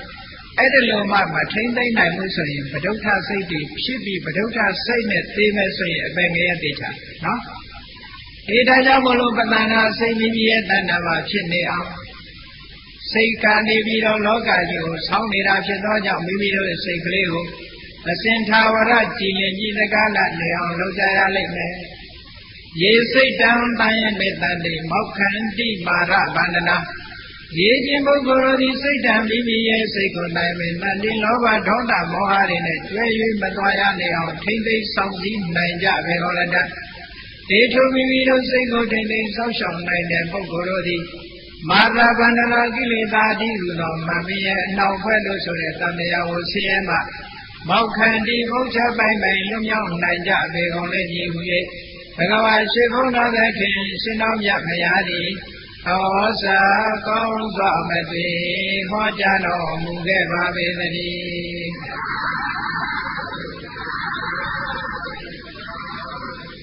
စိတ်တလုံးပိုင်ရင်နိဗ္ဗာန်ရတယ်တဲ့ဒါကြောင့်မလို့တရားချက်ခင်တို့တော်ပြိဿတွေ